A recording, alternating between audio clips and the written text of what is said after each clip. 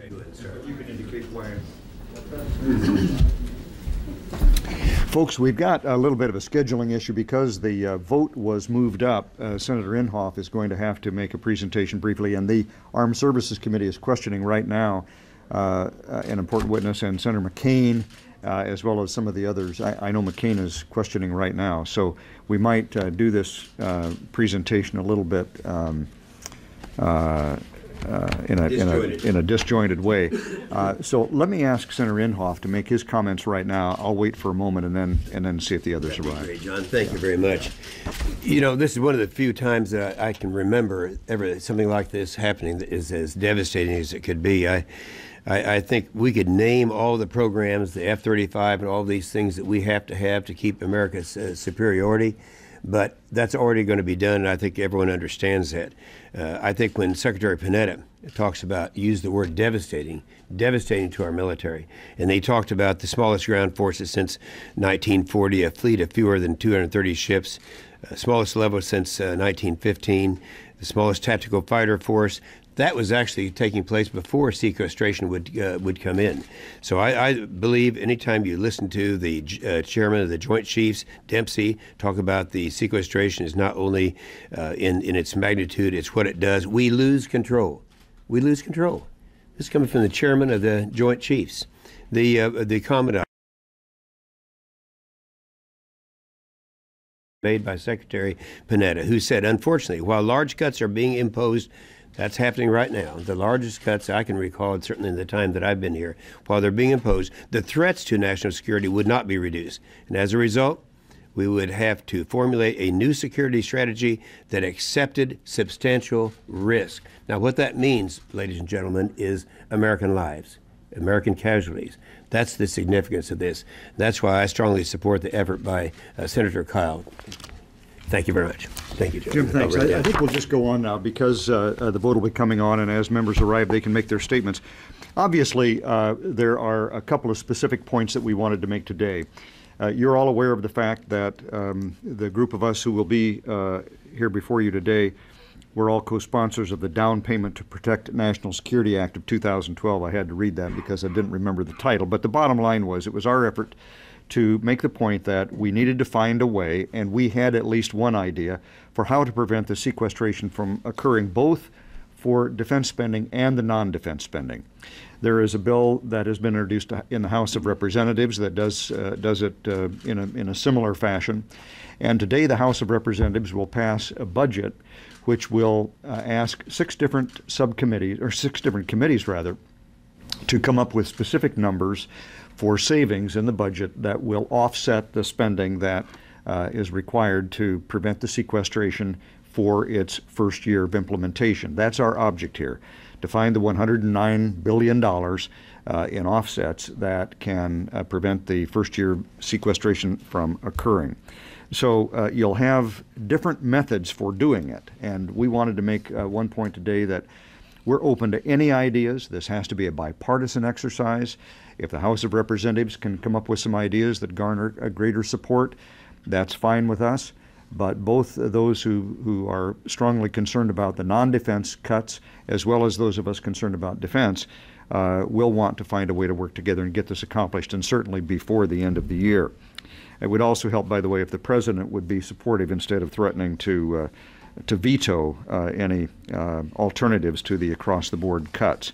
Now, I wanted to make just mainly 2 points today. First of all, these cuts that Senator Inhofe spoke of are both economic as well as relating to the defense capability of the United States. According to research conducted by Professor Stephen Fuller of George Mason University, sequestration puts at risk over 1 million U.S. jobs across the 50 states, and it could lead to over a 0.5% increase in the unemployment rate, 0.6% by his calculations. A recent study by Deloitte notes that in 2009, aerospace and defense accounted for 2.23% of total U.S. GDP, which is larger, for example, than the entire U.S. auto industry. And you know, the president's around the country campaigning about how he threw tens of billions of dollars into the U.S. auto industry to save it. Here, we would have practically 10 times that much being slashed from the budget, with the resulting reduction in jobs around the United States. there is a report that I wanted to make you all aware of that is now available that details state by state, sector by sector, what these impacts on the economy would be. It's called For the Common Defense, Upholding Our Constitutional Responsibility to Defend America. And it's put together by the Center for Security Policy, Aerospace, and other important industries in the United States. I urge all of you to get a copy of this report to see how it affects the economy and jobs in the country. If you have questions about exactly how to obtain this, I can give those to you. And the final point I would make now that Senator McCain is here is just to note that it isn't all about defense. Obviously, all of us care about other programs in the budget as well, and I will note that one of the key areas that gets cut by this across-the-board sequester is education. It bears about 10% of the cost, over $4 billion, and if you care about programs, for example, like special education state grants, would get cut by over $1 billion. The main education budget by over $4 billion, college and career-ready students program by over $1 billion, and so on. The point is that we have identified the areas of the budget that will see dramatic cuts if we don't find a way to come together in a bipartisan way to offset this $109 billion that needs to be saved in the first year. We can do it. We know there are plenty of areas out there to save. It's just necessary for us to get together in a bipartisan way and accomplish this result. So with that, let me call on the person who is supposed to kick this off, Senator McCain. Please, David. David, go ahead. Thanks, John, and other members, and I strongly support this effort as well. I'm on the bill and certainly strongly support the effort. Part of the reason we wanted to do this today is because this effort really needs to get in gear now for it to happen effectively before the end of the year, and because particularly on the defense side, the Defense Department and their partners in private industry are having to make decisions and will soon be having to make cuts and possibly layoffs very soon. So we need to start to address this solution now. As John said, this needs to be a bipartisan solution. We're open to all reasonable ideas, and we're particularly open and welcoming if the President would join in this effort. His administration, led by the Secretary of Defense, have underscored how detrimental the defense cuts would be to our national defense. So we all need to find the solution sooner rather than later, and we would welcome the President to be part of this process. To date, the main thing he's done is really threatened to veto measures that would avoid that. We need solutions that we can all support. As is well known, I've been around here for a while, but I have never really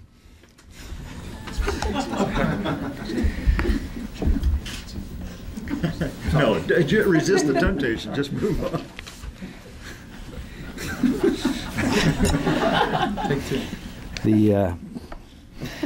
You'll hear some more humor from the Senator of South Carolina shortly. May I say that I haven't really seen anything quite as unusual as this situation that we are facing. We have the sequestration, which has been mandated by the Congress and the President of the United States, staring us in the face. Sequestration that, according to the Secretary of Defense, not any of these members here, but the Secretary of Defense, is having a devastating effect on our ability to defend this nation. That it is impossible for the United States to meet its national security obligations if this sequestration takes place. And the Secretary of Defense has said that time after time, the Chairman of the Joint Chiefs of Staff, the service chiefs, and the secretaries of the various branches of service. And yet, at the same time, there has been no movement whatsoever to sit down with Republicans and Democrats in Congress and say, hey, how do we fix this? Now, there are some that maybe are lurking in the back of their mind and say, well, we'll wait until the lame duck session. My friends, again, I've been around here too long, but the fact is I have never seen a lame duck session that ended up in anything but a disaster. And for us to somehow say, okay, well, we'll wait until after the November election is crazy. The Pentagon has to start making their budget and their plans for the year 2013, which right now under the law requires cuts of 9 to 13% in every program in the Department of Defense. This means shipped airplanes, tanks, trucks, every research program, every base, every commissary, and every hospital in the Department of Defense. So we have a plan, we have a proposal, we have it out there, obviously, that reduces the size of the federal workforce by 5% over 10 years through attrition, continuing the Obama pay freeze on federal workers for an additional year and a half. But these are proposals that we have, and we're not etched in concrete, but we want to sit down with the administration and our friends on the Democrat side who share our alarm out, and it needs to be done sooner rather than later. To give the degree of uncertainty to the Pentagon that they are now existing under is unacceptable to American national security. So what we are asking today is consider our proposal. But what we're asking in a more urgent fashion is, please can we sit down with the President and the Democrats on the other side. I know that Senator Levin, who I work very closely with on the Senate Armed Services Committee, is eager to do that.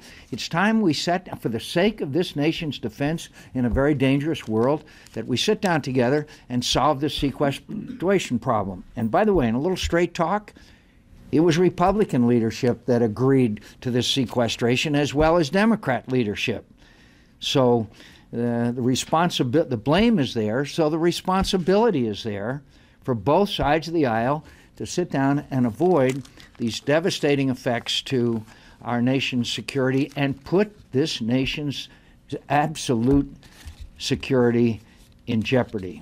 And so we are here today with stretching out our hand and saying, can't we sit down and solve this issue? And to rely on a lame duck session would be a great disservice to the American people and the men and women who are serving it in uniform. Kelly? Well, I just came from a Senate Armed Services hearing, as did Senator McCain, and I asked Secretary Kendall about what, he's the Undersecretary for Defense Acquisition, is nominated for that position. What would this do to our defense industrial base? And he said it would be devastating, meaning thousands of jobs in this country at stake. So make no mistake, this is not just about, which is incredibly important, our constitutional duty to protect the American people, which Secretary Panetta has said this will undermine our national security for generations.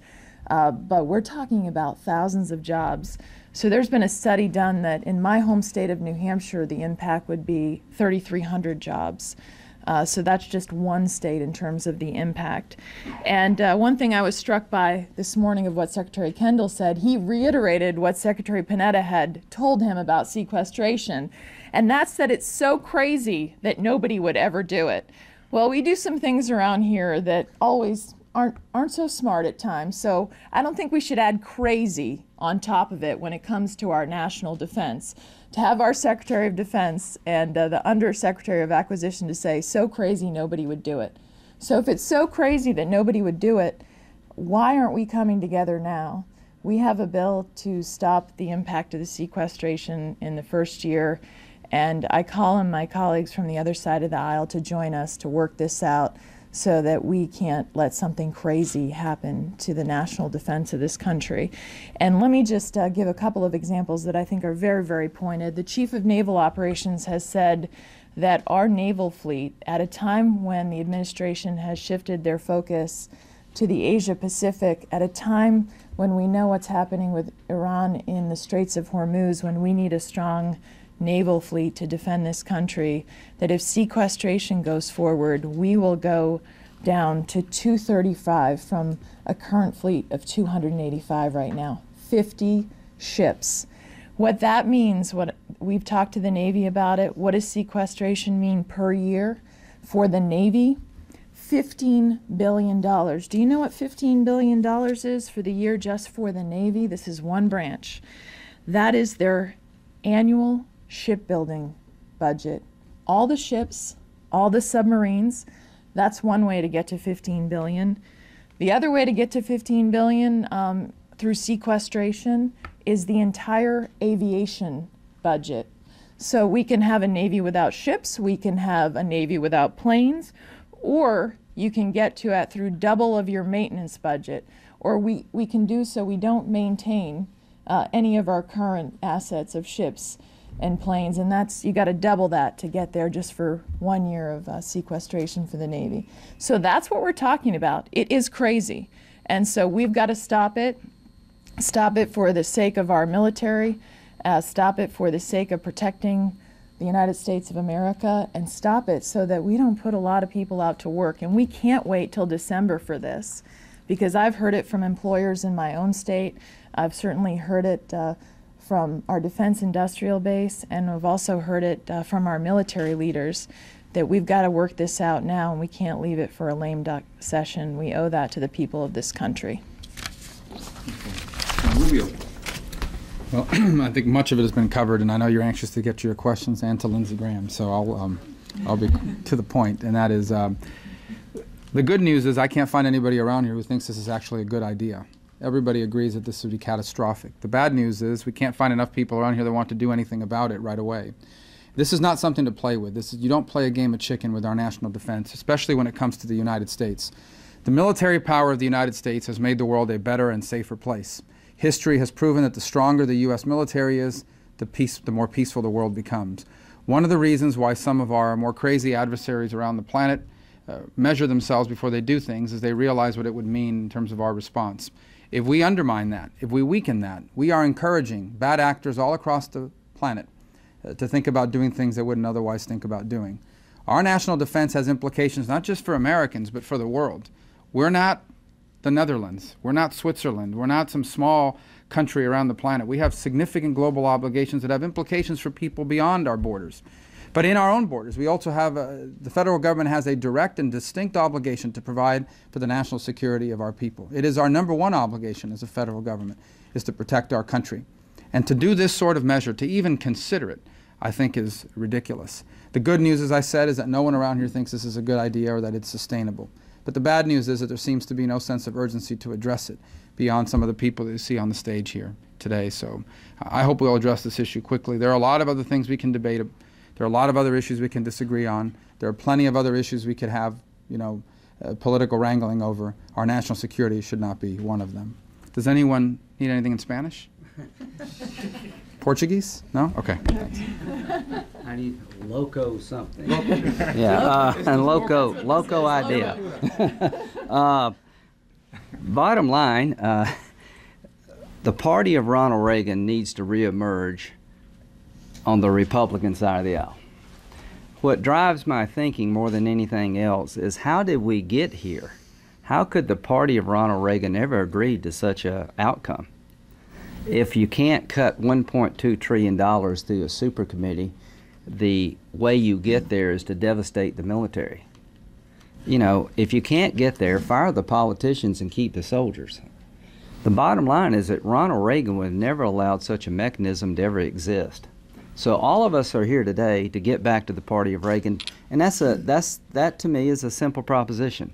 Peace through strength, lower taxes, control your spending. You got two budgets out there. You got the president's budget that avoided defense sequestration, but the way he substituted is he raised taxes on upper income people. You got Paul Ryan's budget that avoids defense sequestration, and he directs the discretionary side of the budget to be shaped in a way to avoid cuts to the Defense Department. So what John McCain is suggesting, I think, is what we should do. Both budgets, the president's budget and the House budget, avoids cuts to the Defense Department. They just do it differently, and the Senate hasn't had a budget since Marco's been here, ever how long that's been. But we need a budget on the Senate side. So what I would suggest is to follow up what Senator McCain said. Have the president sit down with John McCain, people in the House, and anybody who's willing to negotiate this and say, okay, we've got two different ways of setting aside defense sequestration. Let's find common ground, because the result of not getting it right is devastating. According to your own Secretary of Defense, Mr. President, it would gut and destroy the military, 13,666 jobs lost in South Carolina, destroy the defense industrial base. It's the smallest Navy since 1915 with defense sequestration, smallest Army since 1940, smallest Air Force in the history of the country. So here's how you solve it. You take presidential leadership, get us in a room, lead us to a conclusion that we, in a bipartisan fashion, can set aside defense sequestration for the reasons everybody suggested. Anything short of that is unfair to those who are serving, puts the Defense Department in an incredible dilemma, and is an abrogation of leadership as Commander-in-Chief of our nation's armed forces. So I am calling on the Commander-in-Chief to convene a bipartisan conference to make sure we do not do what your own Secretary of Defense says awaits us: destroy the finest military in the history of the world at the time when America needs it the most. Questions? Senator McCain, I wanted to ask about Afghanistan real quick. General John Allen has released some new guidelines relating to U.S. troops and to combat so-called green on blue violence, including the use of guardian angel troops, that is American troops, to watch over other American troops to protect them from Afghan troops. How unprecedented is that? And what does that say about our cooperation with Afghans, that we have to use our troops to protect each other against Afghans? I think it's all very unfortunate. I think that it obviously is a diversion of manpower and woman power from other responsibilities. It's also a recognition that we do have that issue as part of the challenge we face in completing the mission. I do believe that, having said that, that we have made dramatic improvements since the beginning of the surge. I do believe that the mission, according to General Allen, on a purely military side, has been largely successful. And maybe Senator Graham can comment on what we believe is very likely to happen, and that is a strategic partnership agreement between the United States and Afghanistan. If that agreement is concluded, and I don't mean to exaggerate it, but it does change the environment in Afghanistan with both our friends and our adversaries. It gives the signal to both that the United States is not leaving. One of the unfortunate aspects of this administration and this president is he continues to talk about withdrawals rather than succeeding in the mission. I think the strategic partnership agreement is a strong signal that I think will have a very beneficial effect. Senator Graham is leaving to go to Afghanistan. If he is taken hostage, I will recommend that we not bail him out or ransom him. But maybe he would have a comment on. If it took congressional action, I'm in trouble in a bipartisan fashion. Bottom line, good question. Force protection is a concern in every wartime environment. So we're trying to come up with measures to protect our troops in a sound, solid way. But here's the big 30,000-foot view of things. No one has lasted long in Afghanistan if they were not welcomed by the masses. There are 90,000 of us, 140,000 coalition forces. We couldn't stay there 1 week if we were not appreciated by most people, the overwhelming majority, because there's 35 million of us. There are 348,000, I believe, Afghans under arms that we mentor and partner with. If we did not have their overwhelming support and appreciation, we couldn't stay there 1 week. So this is just an accommodation that makes sense. But please don't read into this something that is not true. The many want us. The few that we have to be concerned about, we're making appropriate security force protection measures. We could not be in Afghanistan 1 week if the people of Afghanistan, those we partner with under arms, did not want us there. Here's what they want. They want more sovereignty, they want less troops, but they want a partnership of an enduring nature with the United States. The turning point in the war, one way or the other, is going to happen this summer. We're going to win this thing or lose it this summer. And here's how we win it. We keep a withdrawal plan in place that is militarily sound. We stop talking about leaving. We start talking about securing. We have a strategic partnership agreement announced this summer before the NATO conference in May, this spring, that says America will have a follow-on force on the military side post-2014 that trains, embeds, provides logistics, airlift, and a counterterrorism element. That we're not going to abandon the Afghan security forces or the Afghan people. It will be a fraction of what we have today. It will be an insurance policy against the rise or reemergence of the Taliban and Al-Qaeda. It will be the end of the Taliban's dream of taking over Afghanistan. It will be a signal to Pakistan, stop betting on the Taliban. They're losers. It will tell Iran we don't abandon our allies. If we get this right, followed on by a commitment by NATO in May to continue to be present as far as training post-2014, and a contribution from NATO nations to help pay for the security forces of Afghanistan past 2014.